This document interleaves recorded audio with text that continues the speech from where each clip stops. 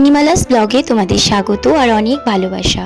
আজকে আবারও একটা ব্লগ ভিডিও নিয়ে তোমাদের সামনে চলে আসলাম। সবাই কেমন আছো? আমি এখন একটু ভালো আছি। গলার ভয়েসটা একটু ক্লিয়ার হয়েছে, যে কারণে ভয়েস ওভার দিতে সুবিধা হচ্ছে। তো যাই হোক, আজকের ভিডিওটা ছিল কিন্তু একটু অন্যরকম। তোমরা দেখো, প্রথমেই একটা স্টুডিও দেখতে পাচ্ছ। কেন এই স্টুডিওতে আসলাম সবটাই তোমাদের সঙ্গে শেয়ার করব। কথাতেই আছে, মানুষ ভালো কাজ করলে তার নামটি কিন্তু চিরকাল রয়ে যায়, সে থাকুক চাই না থাকুক। ঠিক সেরকমই আমার বাবাও কিন্তু একটি হাই স্কুলে চাকরি করতেন, শিক্ষকতা করতেন না, তিনি ছিলেন ক্লারিক্যালে। আজ আমার বাবা নেই। যে স্কুলটিতে বাবা চাকরি করতেন সেই স্কুলটির আজকে 75 বছর পূর্ণ হলো। আর সেই উপলক্ষে কিন্তু হচ্ছে সুবর্ণ জয়ন্তী উৎসব। আমার বাবা যে বছর চলে যান, স্কুলকে জানানো হয়েছিল।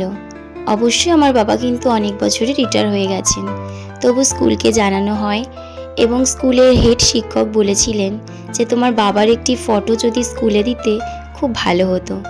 আমার মা সেই কারণেই কিন্তু স্কুলে আগে গিয়ে কথা বলে আসে, আর বাবার ছবিটি কিন্তু এই স্টুডিও থেকেই তৈরি করা হয়।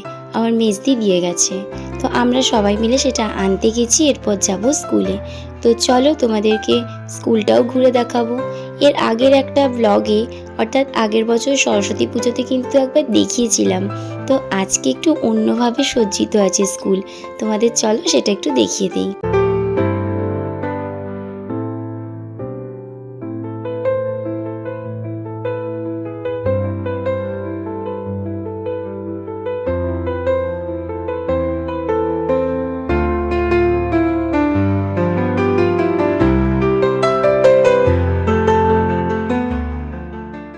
কাঁচরাপাড়া মিউনিসিপ্যাল পলিটেকনিক উচ্চ বিদ্যালয়ের নাম কিন্তু মোটামুটি সবাই শুনেছে। আর এই স্কুলেই কিন্তু আমার হাজবেন্ড পড়েছে একদম প্রাইমারি থেকে ক্লাস 10 পর্যন্ত, আর আমি পড়েছি 5 থেকে 6-এর হাফ।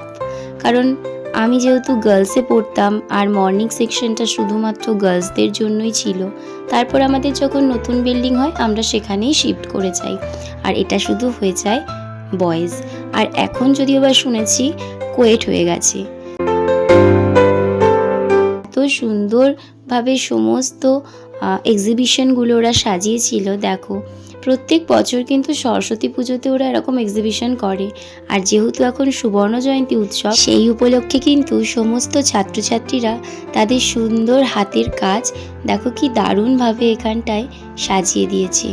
সেই ছোটবেলার কথা মনে পড়ে যাচ্ছে। আর সত্যি কথা বলতে আমি কিন্তু স্কুলে এসে একদম ভুলেই গেছিলাম যে আমি কত বড়। আমার পুরো মনে হচ্ছিল আমি সেই ছোট মেয়েটি, ক্লাস 5-এ পড়া। বাবার হাত ধরেও কিন্তু অনেকবার এই স্কুলে এসেছি, যখন আমি স্কুলে অ্যাডমিশনই নিইনি। স্কুল শেষে বাবার সাথে এসে বসে থাকতাম। বাবা একটা ল্যাবরেটরির বাইরে বেঞ্চির ওপর হাতে কেক দিয়ে বসিয়ে দিত আর বলতো দুষ্টুমি করলে কিন্তু এর ভিতরে একটা কঙ্কাল আছে, এসে ধরবে।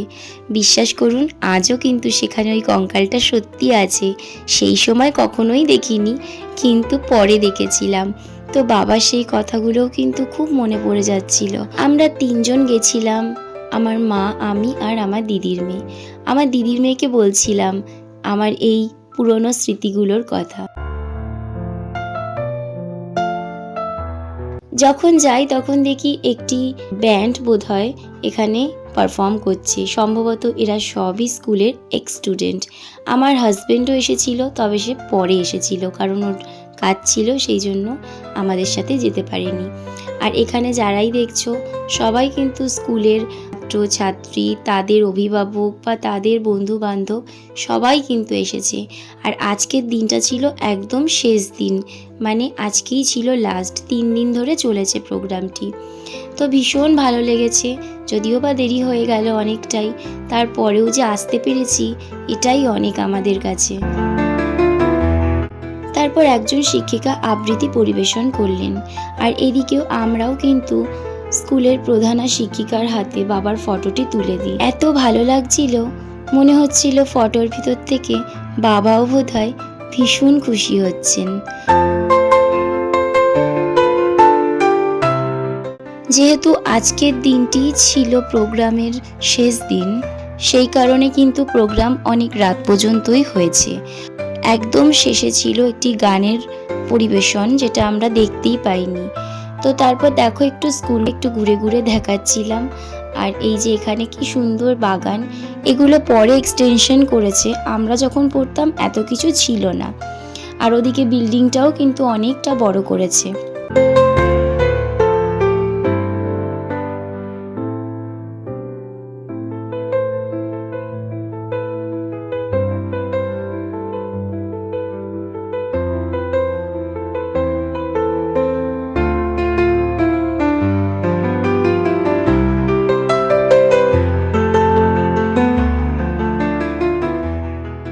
তো যাই হোক, তারপর দেখো আমরা আস্তে আস্তে চলে গেলাম বাড়ির দিকে।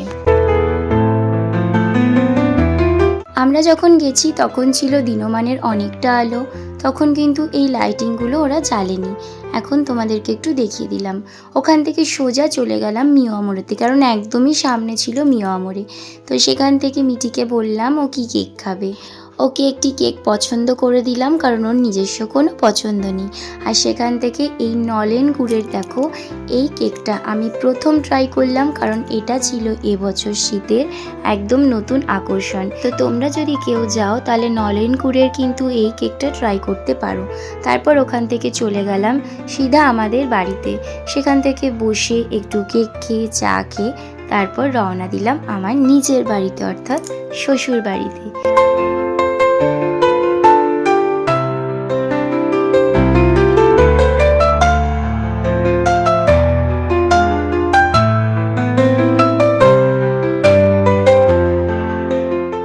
তো যাই হোক, আজকের ভিডিওটা এই পর্যন্তই রাখলাম। তোমাদের যদি ভালো লাগে তাহলে অবশ্যই লাইক কমেন্ট শেয়ার করে দিও। আর যারা আমার ইউটিউব চ্যানেল থেকে দেখছো তারা চ্যানেলটিকে সাবস্ক্রাইব করে পাশে থাকা বেল আইকনটা প্রেস করতে ভুলো না। আর নতুন নতুন ভিডিও পাওয়ার জন্য আমার চ্যানেলটা কিন্তু তোমাদেরকে ভিজিট করতেই হবে। ভালো থেকো, সুস্থ থেকো, আবার একটা নতুন ভিডিও নিয়ে তোমাদের সামনে চলে আসবো।